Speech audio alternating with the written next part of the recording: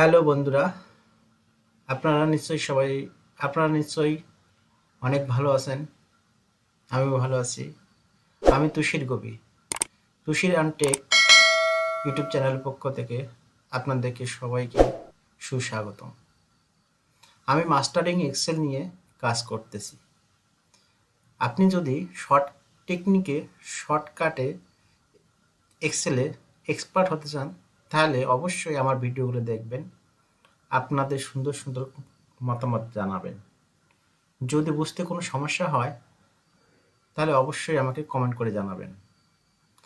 আবার যদি আমার ভিডিওগুলো দেখে আপনাদেরকে খারাপ লাগে বা আপনাদের সময় লস হচ্ছে বা আপনাদের সময় অপচয় হচ্ছে, তাহলে আমার চ্যানেলটাকে ইগনোর করতে পারেন। তা একজন ইউটিউবারের প্রধান সম্পদ আপনারাই একজন ইউটিউবারকে পারেন সফলতা করার জন্য। সো আমার চ্যানেলটিকে অবশ্যই সাবস্ক্রাইব করে পাশে থাকবেন। তা গত পর্বে আমি সাম ইফ নিয়ে আলোচনা করছিলাম।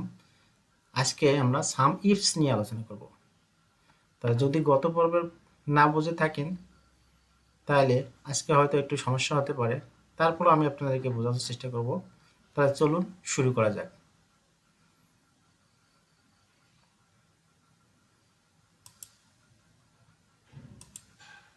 প্রথমে আপনাদেরকে জানিয়ে রাখি যে সাম ইফস 2 বা ততোধিক কন্ডিশন থাকতে হবে।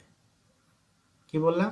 2 বা ততোধিক কন্ডিশন থাকতে হবে। যেমন সাম ইফে বলছিলাম যে একটি মাত্র কন্ডিশন, একের অধিক হতে হবে না।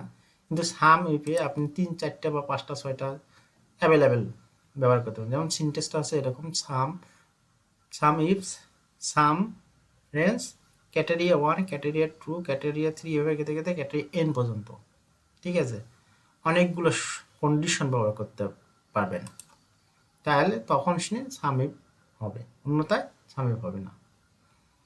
এখন সামিপ কেন ব্যবহার করব? যদি অনেকগুলো কন্ডিশন বা শর্ত দেওয়া থাকে, যেমন আমরা বেসিক যে ধারণা দিলাম, যেমন এখানে কিছু ফিল্মের নাম দেওয়া আছে, এরিয়া অফ হল দেওয়া আছে এবং সেলস, প্রতিটা হলে কতটা টিকিট বিক্রি হয়েছে তার একটা মূল্য দেওয়া আছে। তা 1 নম্বর শর্ত বের করতেছি যে সাপোজ মনে এখানে বের করলাম যে মুভির নাম হচ্ছে সুলতান, আর রাজশাহীতে আবার কত বিক্রি হয়েছে, টোটাল কত টাকা বিক্রি হয়েছে। তাই এখানে 2টা শর্ত দেওয়া আছে, বা আরও যদি শর্ত থাকে তাহলে কোনো সমস্যা নেই, দিতে পারি। তাই আপাতত আমরা 2টা শর্ত নিয়ে কাজ করি। এটা বেসিক, এরপর অ্যাডভান্স নিয়ে কাজ করবো। ঠিক আছে? ওকে, তাহলে শুরু করি। তাহলে আমি একটা ছন্দ তৈরি করছি, সেই ছন্দটা আপনাদেরকে দেখাই আগে। যে প্রথমে সাম রেঞ্জ, ভ্যালুর সমষ্টি মানের যোগ। কিসের? ভ্যালুর সমষ্টি মানের যোগ। তাহলে আমরা ওইভাবে শুরু করি।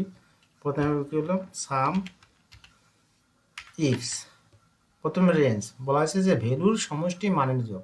আমরা কি নির্ণয় করবো? যা নির্ণয় করব তার মানের যোগ। তবে ক্যাটেরিয়া 1, ঠিক আছে? ক্যাটেরিয়া রেঞ্জ 1, ঠিক আছে? এখানে তারপরে কি বলছিলাম? 2 বা ততোধিক শর্তের সংযোগ। 2 বা ততোধিক শর্তের সংযোগ, 2টা শর্ত থাকতে হবে। যে 2টা বলা হয়েছে। প্রথমে রেঞ্জ বসে, পরে শর্ত। প্রথমে এই রেঞ্জ বসে, তারপরে শর্ত, এই যে শর্ত সুলতান বাড়ি করবো। এরপরে কি বলছে? আর একটা যদি শর্ত দেয়, তাহলে প্রথমে আবার সেম ভাবেই আবার রেঞ্জ বসাই। রেঞ্জ দিলাম যতটুকু জায়গা আছে, এরপরে শর্ত। এই যে এখানে যে একটা রাজশাহী আছে, এটা একটা শর্ত। এখন যেহেতু আমরা 2টা কন্ডিশন নিয়ে কাজ করবো, তাহলে ওটা 2টা, তাহলে ইন্টার দিলাম। তারপরে দেখলাম ব্র্যাকেট ক্লোজ করলাম, তাহলে হয়ে গেল। এখন দেখেন কেন সুলতানে কিন্তু রাজশাহীতে কোনো সুলতান ছবি নাই। এই কারণে আচ্ছা, আমরা যদি এখানে কপি করে, আর একটা অবশ্যই মনে রাখতে হবে, সবগুলো নাম কিন্তু সেম হতে হবে। যদি সেম না হয় কখনো, তাহলে এটা করানো সম্ভব না। প্রতিটা রাশি অবশ্যই সেম, প্রধান শর্ত সেম হতে হবে, তাহলে অ্যান্সার নির্ণয় করা সম্ভব। আচ্ছা, এখানে আমরা এটা কি হাল্ক দিলাম, এরপর একটা সুলতান দিলাম।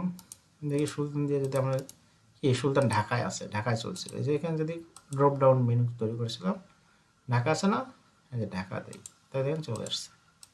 এই যে ঢাকা, এই একটা ঢাকা, একটা ঢাকা, এই ঢাকায় এই 500 টাকা আর এই 500 টাকা যোগ করার পরে 1000 টাকা আছে। ওকে, সেম ভাবে এটা একটা নর্মাল একটা যদি কাজ নিয়ে কাজ করা যায়। আমি বেশিরভাগ ক্ষেত্রে গার্মেন্টস কোম্পানিগুলোতে যেভাবে কাজগুলো হয় সেগুলো নিয়ে আলোচনা করব, সেগুলো নিয়ে আপনাদের সঙ্গে আলোচনা করব। তা এখানে কিছু দেখেন, বাইরের নাম দেওয়া আছে, এসআর এর নাম্বার দেওয়া আছে, style number, colour, fabric type, ব্যাস, কোয়ান্টিটি। তা আমরা যদি এখানে শিখলাম সেই শেখার অনুযায়ী একটা মান বাই করি, ঠিক আছে? ওকে, তাহলে আপনাকে বললো যে গত মাসে লোগোটি সিঙ্গেল জার্সির কতটুকু অর্ডার কোয়ান্টিটি ইনপুট হয়েছে বা যে শিপমেন্ট হয়েছে, তাহলে আপনাকে অবশ্যই এক ক্লিকের মাধ্যমে যে বার করতে হয়। দেখেন শর্ত কিন্তু দুইটা কথা বলেছে, এক নম্বর হচ্ছে লোগোটি, দুই নম্বর হচ্ছে ফেব্রিক টাইপ সিঙ্গেল জার্সি। এখানে ফেব্রিক টাইপ অনেকগুলো আছে, আচ্ছা ফিল্টার করে নেই, এটা হোমে যায় ফিল্টার করে নিলাম, দেখি ফিল্টার করে নেই, এই যে ফিল্টার করে দিলাম, দেখি এখানে ফেব্রিক টাইপ অনেকগুলো আছে, ঠিক আছে? সেইভাবে আমরা এটা বের করব। তাহলে ওইভাবে সেম ভাবে বের করব, অবশ্যই সমান সমান দিতে হবে, সমান, তারপরে কি সাম ইফস লিখলাম। প্রথমে রেঞ্জ, রেঞ্জ বলতে এই যে রাশিগুলো আছে প্রথম থেকে শুরু করে একে শেষ পর্যন্ত যাব, এভাবে গেতে অনেক সময় দিতে লাগবে, তাহলে আমরা ফ্রি হ্যান্ডে কাজ করি, কন্ট্রোল শিফট ডাউন দেওয়ার পরে ওকে দিলাম, ঠিক আছে? এরপর আছে ব্র্যাকেট ক্লোজ, এরপরে দেখেন আচ্ছা আর একটু আচ্ছা ঠিক আছে থাক, নেওয়া যাবে। এরপরে কি বলা হয়েছে, ফর্মুলাটা হচ্ছে প্রথমে ভ্যালু সমষ্টি নিয়েছিলাম, 2 বা ততোধিক সংখ্যক নিলাম, প্রথমে রেঞ্জ বসে পরে শর্তে যায়, প্রথমে রেঞ্জ বসে, প্রথমে কি বসে, প্রথমে রেঞ্জ বসে, রেঞ্জ বলতে এই যে প্রথম যে লোগোটি আছে তার রেঞ্জ মানে কতটুকু জায়গা, এখান থেকে শুরু করে একে শেষ পর্যন্ত দেই, রেঞ্জ বসে। তারপরে আবার প্রথমে যাই, তারপর শর্ত বসে, ঠিক আছে? সেম ভাবে এখানে কি যা আছে তাই, অর্থাৎ ফেব্রিক টাইপ, এখানেও সেম শুরু করি,